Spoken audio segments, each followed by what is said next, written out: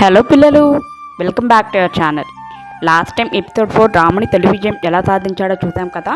ఇప్పుడు రాముని మిథిల యాత్ర ఎపిసోడ్ 5లోకి వెళ్ళిపోదాం రండి. ఋషులు మంత్రాలు జపిస్తూ ఆనందం వ్యక్తం చేస్తారు. రాముడు లక్ష్మణుడికి పుష్పహారాలతో సత్కరిస్తారు. The sages celebrate chanting mantras.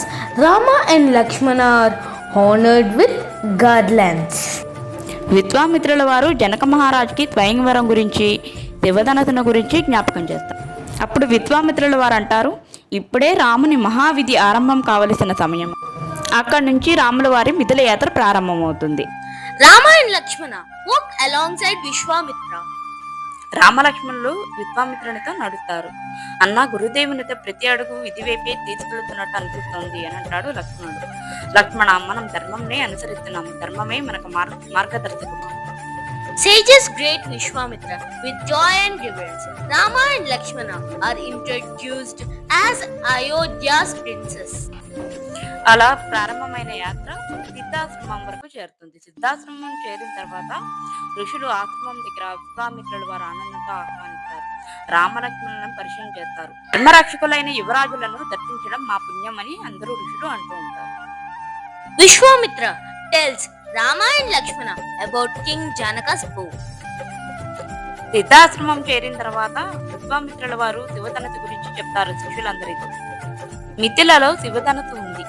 ఏ రాజుకి దాన్ని కదిలించడం సాధ్యం కాలేదు. దాన్ని ఎవరైతే తాడు కడతారో వారికి సీతాదేవి వరముగా లభిస్తారు. అందుకే నేను మిమ్మల్ని అక్కడికి తీసుకుపోతున్నానని చెప్పి రామలక్ష్మణులతో చెప్తారు. Vishwamitra performs prayers before crossing. Rama and Lakshmana assist sages and villagers. అలా విశ్వామిత్రుల వారు రాముణ్ణి లక్ష్మణుని తీసుకొని మిథిల వైపు ప్రయాణిస్తారు. వాళ్ళ ప్రయాణం గంగానది తీరం మీదుగా సాగుతుంది.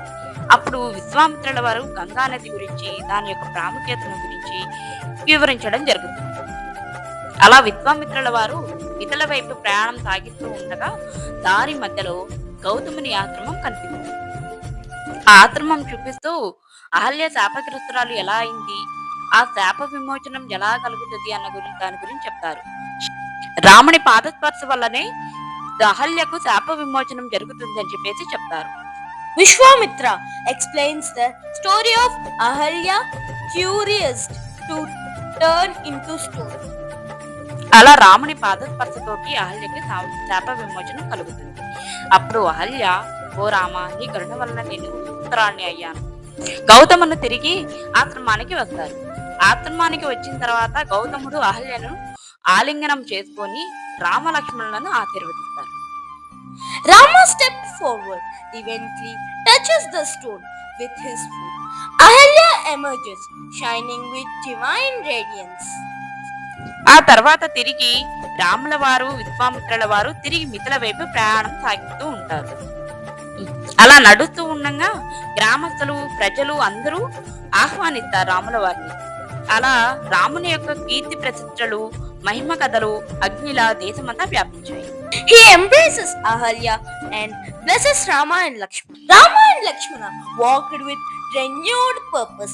Villagers along the way greet them with విశ్వామిత్రుల వారు రాములకి, వీరుడు కీర్తి కోసం కాపాడుతాడు, ధర్మరక్షణకే పోరాడతాడు, ఎప్పుడూ దీన్ని జ్ఞాపకం పెట్టుకో అని చెప్పి రామలక్ష్మణులకి గాఢంగా శ్రద్ధతో ఉంటారు.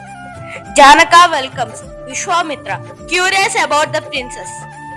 అలా కొనసాగిన ప్రయాణం మిథిల చేరుకుంటారు. విశ్వామిత్రుల వారు, రాముడు, లక్ష్మణుడు ముగ్గురు కలిసి మిథిల చేరుకుంటారు. మిథిల చేరుకొని అక్కడ మిథిల యొక్క అందాలను, అక్కడ ధర్మం ఎలా నిలబెట్టబడింది, ఆ ప్రదేశం అంతా దేవాలయంగా లాగా ఎలా ప్రకాశిస్తుంది అని చెప్పేసి రాముల వారు లక్ష్మణుడికి వివరిస్తూ ఉంటారు. జనక మహారాజుల వారు రాముడు, లక్ష్మణుడు, విశ్వామిత్రుల వారిని ఆహ్వానిస్తారు. యువరాజులను గమనించి ఆశ్చర్యపడతారు. మిథిల మహామండపం, పెద్ద పెట్టెలో శివధనుషు, వీటిలన్నిటినీ రాముల వారు నిశ్శబ్దంగా చూస్తూ ఉంటారు. సభలోని రాజులు విస్మయంతో చర్చిస్తారు. Rama gazes upon it quietly while counting whisper in way. Episode 5 చూసారు కదా. రాముని మిథిల యాత్ర ఎలా జరిగింది, అహల్య శాప విమోచనం ఎలా జరిగిందని మళ్ళీ వచ్చే ఎపిసోడ్లో కలుద్దాం.